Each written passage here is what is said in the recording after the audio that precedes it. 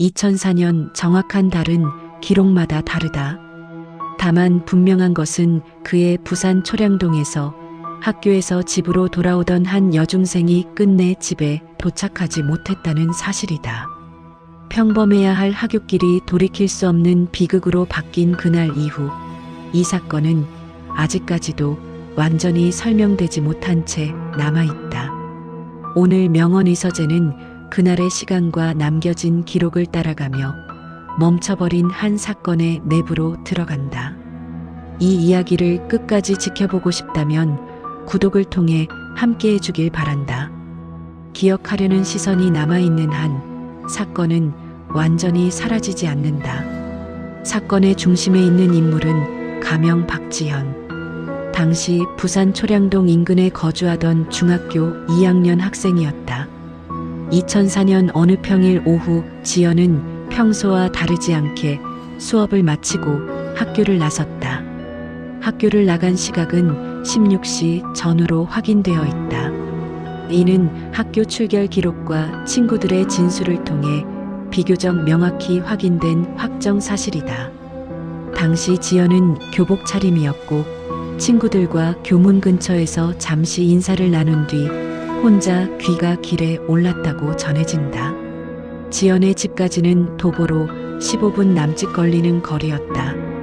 초량동 특유의 오래된 주택가 골목을 지나야 했고 낮 시간에는 비교적 사람들이 오가는 동선이었다.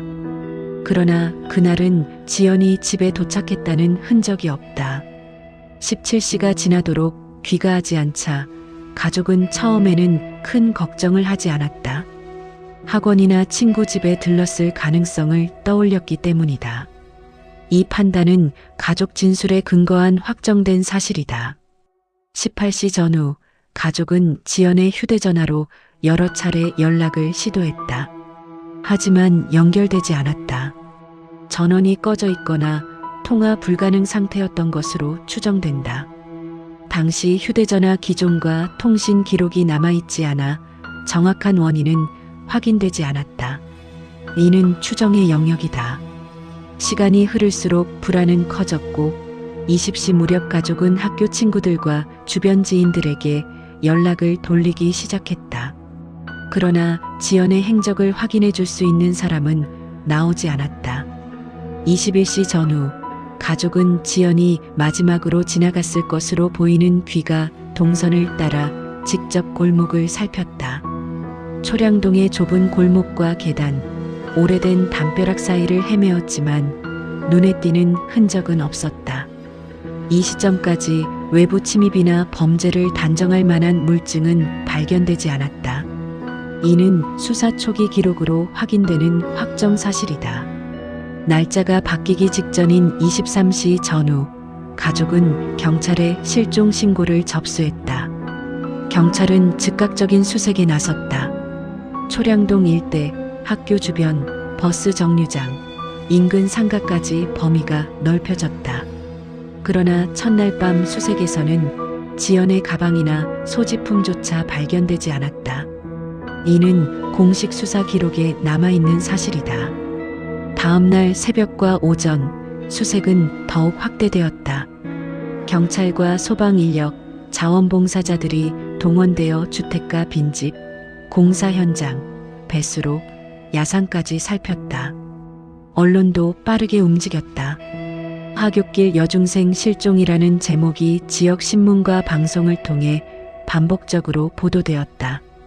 이 보도 내용은 사실 전달에 집중했지만 시간이 지날수록 사건은 단순 실종이 아닐 수 있다는 분위기로 바뀌기 시작했다. 사건 발생 후 며칠 뒤 초량동 인근에서 지연으로 추정되는 유류품이 발견되었다는 보도가 나왔다.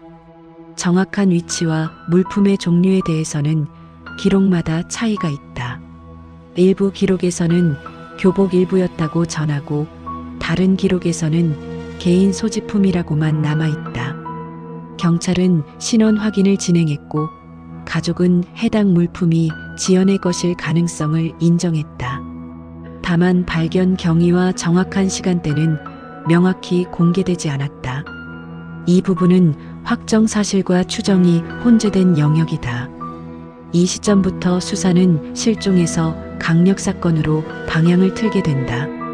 경찰은 제3자의 개입 가능성을 배제하지 않았다. 지연의 평소 생활, 교우 관계, 가족 관계, 학원 동선까지 전반적인 조사가 이루어졌다. 그러나 특별한 갈등이나 위협을 암시하는 정황은 발견되지 않았다. 이는 수사 결과로 확인된 확정 사실이다. 며칠 뒤 사건은 더욱 무거운 국면으로 접어든다. 지연이 숨진 채 발견되었다는 소식이 전해졌기 때문이다. 발견 장소와 정확한 시점에 대해서는 공식 발표가 제한적이었고 언론 역시 세부 묘사를 자제했다. 사망 원인에 대해서는 외부 충격이 있었던 것으로 알려졌지만 구체적인 범행 방식은 공개되지 않았다. 이 부분은 공개 자료 기준으로 제한된 확정 사실만 존재한다. 언론은 초량동 여중생 살인 사건이라는 표현을 사용하기 시작했다. 지역 사회는 큰 충격에 빠졌다. 평범한 하굣길이 범죄의 무대가 될 수 있다는 사실은 많은 사람들에게 공포를 남겼다. 학교 주변과 주택가에는 한동안 침묵과 불안이 이어졌다. 가족의 시간은 그날 이후 완전히 달라졌다. 부모는 언론 앞에서 말을 아꼈고 반복되는 질문 속에서 지쳐갔다. 그러나 한 가지는 분명했다.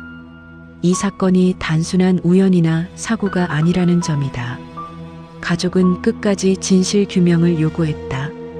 이는 가족 인터뷰를 통해 전해진 확정된 사실이다. 수사는 장기간 이어졌지만 결정적인 용의자는 특정되지 않았다. 일부 유력한 가설은 존재했다. 동네를 배회하던 수상한 인물, 우발적 범행 가능성, 계획적 접근 가능성 등이 검토되었다. 그러나 물증 부족과 목격자 부재로 인해 모두 확정에 이르지 못했다. 2단계는 명백히 추정의 영역에 머물러 있다. 사건 기록 속에서 자주 언급되는 반전 단서는 시간의 공백이다. 지연이 학교를 떠난 시각과 사건이 발생했을 것으로 추정되는 시각 사이, 비교적 짧은 시간 동안 아무도 그녀를 보지 못했다는 점이다. 이 공백은 범인이 동네 사정을 잘 알고 있었을 가능성을 시사한다는 분석도 있다. 하지만 이는 공식 결론이 아닌 해석에 불과하다. 시간이 흐르며 언론의 관심은 점차 줄어들었다. 새로운 사건들이 발생했고 초량동 여중생 사건은 과거 기사 속으로 밀려났다. 그러나 기록은 남았다. 해결되지 않은 질문들, 비어있는 이름, 멈춰버린 시간. 사건은 공식적으로 미제로 분류되었다. 현재 사건 발생으로부터 많은 시간이 흘렀다. 기술은 발전했고 수사 방식도 달라졌다. 그러나 이 사건을 다시 열어볼 결정적인 계기는 아직 나타나지 않았다. 범인은 밝혀지지 않았고 사건의 전모 역시 완전히 드러나지 않았다. 이것이 지금까지 확인 가능한 가장 냉정한 사실이다. 이 이야기가 우리에게 남기는 것은 단순한 공포가 아니다. 가장 익숙한 길, 가장 안전하다고 믿었던 시간대조차 완전한 보호막이 될 수 없다는 현실이다. 그리고 기록이 멈추는 순간 진실 또한 멀어진다는 사실이다. 그래서 우리는 이 이야기를 다시 꺼내본다. 잊히지 않기 위해서, 그리고 아직 끝나지 않았음을 기억하기 위해서다. 이 사건을 들은 지금 당신은 무엇을 느꼈는가? 분노, 슬픔, 혹은 설명되지 않는 불안. 답은 없지만 질문은 남아있다. 그리고 그 질문을 계속 던지는 한 사건은 완전히 끝나지 않는다. 이 기록이 의미 있었다면, 그리고 잊힌 이름들이 다시 불리길 바란다면 구독으로 함께 해주길 바란다. 명언의 서재는 다음 이야기에서도 멈춰 선 시간의 문을 다시 연다.